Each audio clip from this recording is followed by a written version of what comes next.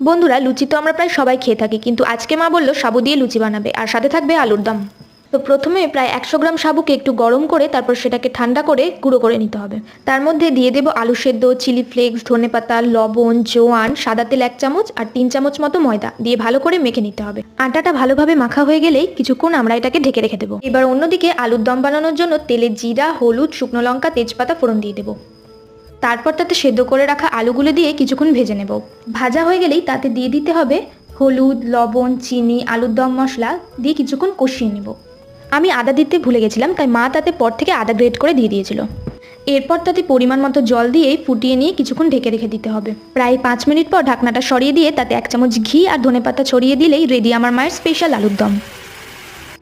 এবার সাবুর আটাটা কিছুক্ষণ ঢেকে রাখার পর কিছুটা হাতে নিয়ে গোল গোল করে লুচির মতো বেলে সেটাকে বাটি দিয়ে গোল করে কেটে তেলে দিয়ে দিলেই তৈরি আমাদের সাবুর লুচি। বন্ধুরা, আপনারা অবশ্যই